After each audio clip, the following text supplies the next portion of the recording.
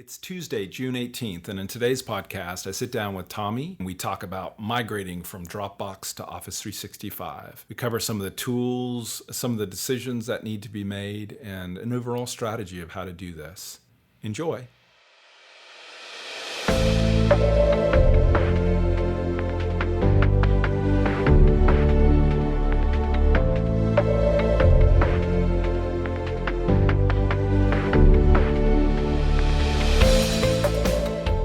Hi, and welcome to the Work Together Better podcast. This is your host, Danny Ryan. This is ThreeWill's official podcast about enterprise collaboration, how people, process, and technology combine to help organizations, departments, and teams work together better.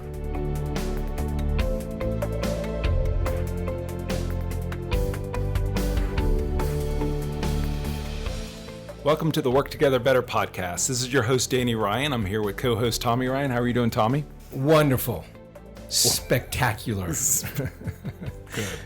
Would you like some more adjectives? Sure. My other, or should I say, my other bald prince brother. Yes. So you're going to have to explain that. Yes, I'm going to have to explain that. Yeah, yesterday I learned that the original form of Ryan was Mul Ryan, which one of the translations from Irish, it means bald prince, which I think is so appropriate for the Not two bald, for the fresh two bald prince. brothers. No, it's bald prince. Okay. Which we'll take. I think that's kind of cool. That's just fine with me. Today, our subject is continue on with different migrating from different platforms to Office 365. Today, our focus is going to be on another one of the file platforms, or one of the ones that came originally was very purpose built, which was Dropbox. Mm-hmm. And Dropbox, we've got a long history. That's probably a good place for us to start here. We're originally it was one of those products that just worked and had 1,000,001 integrations and just seemed to be the dominating product that was out there, one that you could use both internally and externally. And security seemed to be very well done, and we used it pretty often here at ThreeWill. Yeah, we were coming right off of Groove, I think, and trying to find another way to share information, and Groove was that kind of a natural way to work with documents, and it pushed it down to the file system, so you kind of worked with documents as though they were documents that are local to your hard drive. And that's, I think, the beauty of what Dropbox brought as a product is it just worked, it was simple, and it had enough security and controls to make you feel comfortable that your files were taken care of. Yeah, it was so tightly integrated into File Explorer or Finder on the Mac. It's just really a well-built, purpose-built type of product. In fact, this is one of those. We're talking here about migrating and moving off of different platforms into Office 365. This is one of those that we still continue to use this day, even though we use OneDrive quite aggressively and use it, SharePoint and OneDrive and all the Microsoft products. We still, to this day, use Dropbox. And I think for us, and it might be a reason that larger organizations do this, but it's been primarily for security reasons, just for us to know that. That the content is secured. It's not. I think our primary concern is because we are a lot of very technical folks that might have elevated access to different parts of our Office 365 tenant. We just didn't want anybody running into information about salaries or stuff like that and messing stuff up with that.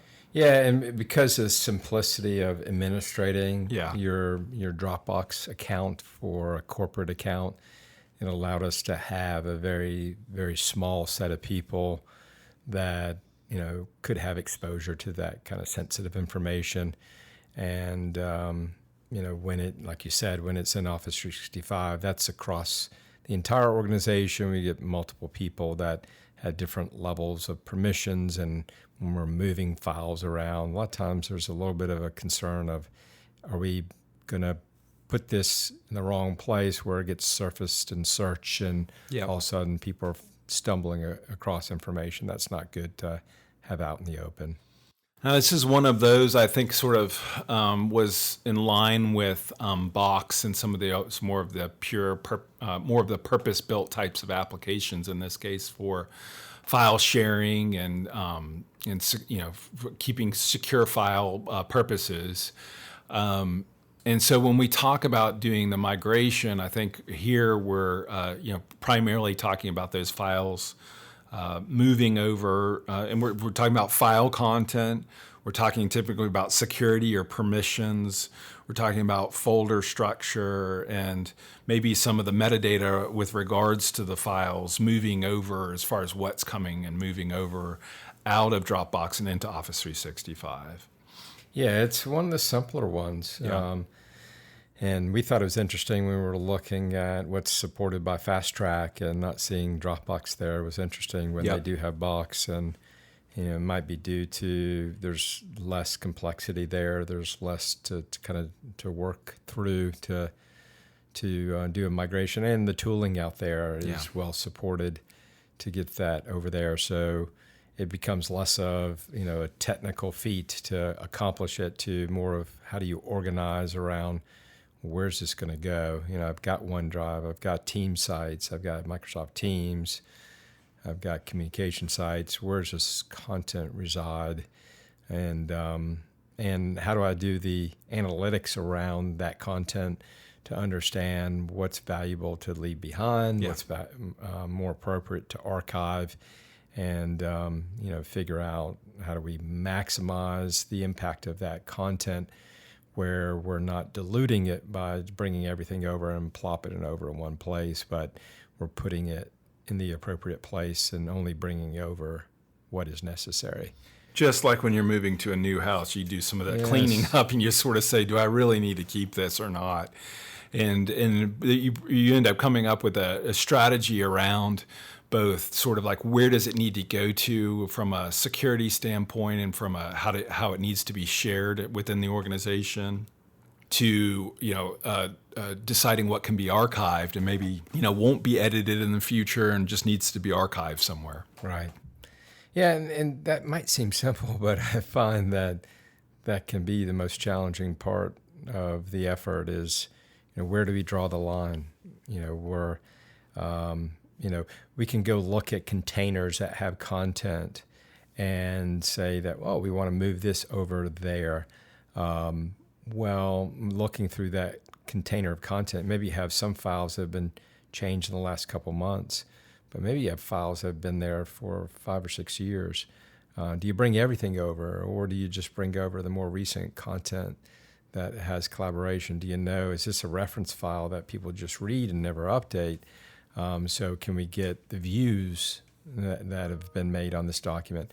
If this document's never been touched, viewed, or edited in the past 10 years, is that a document you need to have within your repository, or is it time to archive that type of content? Yeah, the other, you were mentioning this a little bit earlier, which is a great candidate for using migration tools. And when we started looking through what's out there, we saw a lot of a number of our partners we're open to using the tooling that's appropriate for our clients. So we saw SkySync, we saw Quest, Mover.io. I know they're another one that's out there. There are other. I'm sure ShareGate. I didn't run into them right away, but I'm sure that's one of the types of migrations that they can do as well. This is one of those that you just sort of I think the doing this right reminds me of what the conversation that I have with Kirk about migrations, which is the important piece of these migrations is communication. Is really about planning this out and making sure that you're moving somebody's content and that you're saying, I'm communicating them about where it's going to be moved to, giving them choices as to how it gets moved, and then letting them know it's going to move on this day, and then reporting back, giving because again, when internally you really want to make sure that people are spending hours, spending a lot of time developing this content, and you want to make sure that they feel in control of it, and that your systems that you're putting in place are reliable, and that they can, that they won't show up one day and all of a sudden something's moved without them knowing it. Yeah, and that's how vital that is. Even we're just talking about files, you really need to nail the communication piece of it and have a good communication plan. Yeah, and as I was hearing you talk about that, and another dimension to that communication is getting people excited about the move. Not just the logistical parts of it, but well, why are we making this move in the first place? What are the benefits, and what are going to be the ways that you can collaborate in the future that you couldn't do in the past? Mm-hmm. So what pain points that are being addressed as part of the migration, and some of it also has financial aspects of we're saving the company $1 million a year by this consolidation, and not only are we saving that money, we've got better ways to collaborate. We have a more seamless, integrated experience because we don't have 2 or 3 products for file management. We have one product, and so you learn how to do it. That applies to every aspect of your collaboration throughout the company. We looked, a couple other things before we wrap up here. We were looking and we could see how within Microsoft Teams, within that experience, that you could add Dropbox and just having it as another place where you're storing files. Not a whole lot of additional integration that as far as being able to start up comments or to talk about start a conversation, about a specific document, but a way of just helping you to sort of stay in the Teams environment. But along the lines of what you're saying right now, once you've got that document, that content moved over, you do have things like where you're accessing it via Teams and can do a lot more with it than if it's just looks like it's a file on your file system, and you're getting the latest version of it. So there's a lot more within the Microsoft experience that once it's been moved over that you can do with those files. Right.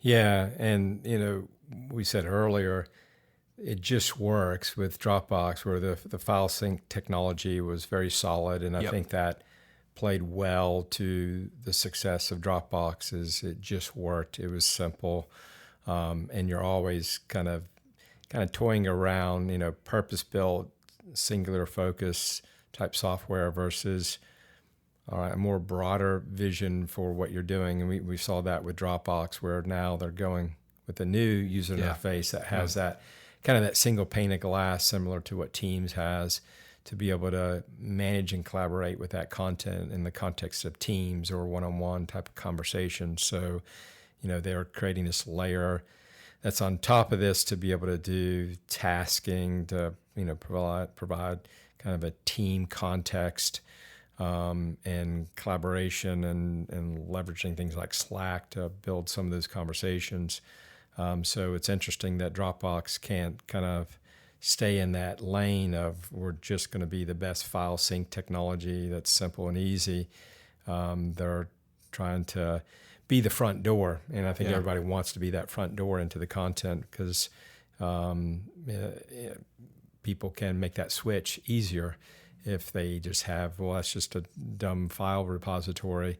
I'm going to save some money and consolidate and get rid of these licenses and just go put it in OneDrive or SharePoint. So I think they're trying to invest in their future, and that's interesting that they're making that move and how that will play out for them, if it plays out well or maybe complicates things for their end users. It feels a bit like when we're looking at the experience of Dropbox within Teams, like they're almost relegated to an experience of it's just sort of there. It's just another file source that's out there, and how everybody wants to be the front end and we've gone through a lot of these different platforms, and it's interesting to see how they're sort of organizing themselves. Somewhere they're the social piece of this, like with Workplace by Facebook, and then in Slack, and then we're seeing some of these that are just the file component of this, like Box and Dropbox, and they're all trying to sort of like build additional types of things into the experience that they have, and want to sort of play against the big boys, which I'm almost classifying like then we have the big ones that are really competing against head to head, which would be Google, Salesforce, and Microsoft have a lot of the overlapping entire experience, and that's sort of like that's a really there's tremendous amounts of overlap there, but it's interesting to see how this has all sort of organized itself into different types of apps and some of the, I think for us, it's sort of like where it's interesting is sort of trying to understand where people need help with these, what types of things that people need help with in addition to the basic stuff, and where like a company like ThreeWill can come in and really provide a lot of help and value to them when they're looking at making some of these moves. Yeah, man, I think a lot of that comes from you just don't migrate things that often. Yeah. So kind of knowing what are the pitfalls and what are the best practices around communication and organizing around an effort, so you don't stumble upon that. Yeah. In a project, you kind of do it right the first time because you're only going to have kind of one chance at doing it. Yeah. This is we've done a blog post or a podcast in the past about this. In fact, I'm fairly certain it's a podcast, which is best of breed versus all-in-one platforms, and just there's benefits to either one in some. Mm-hmm. I'm trying to think of anything else you want to cover before we wrap up here. No, I think that covers the main points. Good. I mean, So it's simplicity of Dropbox, makes it more of a file migration effort if you're trying to pull into the fold what you have in Dropbox, and there's integration, but anytime you have that integration, it's less than an optimal experience. We saw the integration with Dropbox in Teams, and you can navigate through that file structure, but you can't search it. So I think it's the more you can bring it into one platform, the simpler the user experience is. And you're always going to have, one-off situations that it makes sense, it just works, and you're going to leave it alone. So you just have to figure out, is there enough pain to bring it into the fold, or do you leave it as it is today and just use the integration? And as we come to sort of wrapping up these different platform migrations, I think the reason, or part of the reasoning for doing this, is for the larger clients that we work with, is they, coming up, again, if it's important about the communication and how these projects are run, is to be a provider that can help with migrating off of multiple platforms and into one. If they're looking at moving from different, for maybe at a certain point in time, moving from one or two or three of these different platforms over to Office 365, how we could help with sort of coordination and the communication around doing those types of migrations. I think it's come up with us where we've seen some of our clients where we could see some benefit for us helping, and it's just not from a technical, it's also from a how do we plan this out, coordinate this, and put the right communication plan in place. So as we're wrapping this up, really, if you're looking to, we're getting to the point where we're saying if you're looking to migrate from any platform over to Office 365, we'd love to be able to talk to you about doing that. It's not just from that technical standpoint, but from more of a planning, coordination, what's the right strategy for you to do this. We'd love to have those types of conversations with you. We've got a lot of, we've been doing a lot of on-prem to Office 365, so people who want to make that move, and have been doing a lot of migrations from a product called Jive Software to Office 365, and we're just stepping out and doing looking at other platforms that people need help with. So appreciate everybody listening to this. Thanks for doing this, Tommy. Sure thing. Thanks for listening, and have a wonderful day. Bye-bye.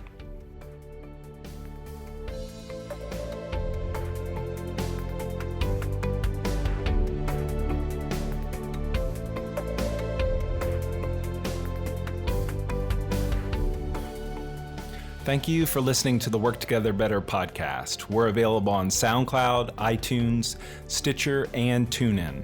If you're looking for a partner to help you craft a modern digital workplace on the Microsoft Cloud, please come by and see us at ThreeWill.com. That's the number 3 spelled out, WILL.com. Thank you, and have a great day.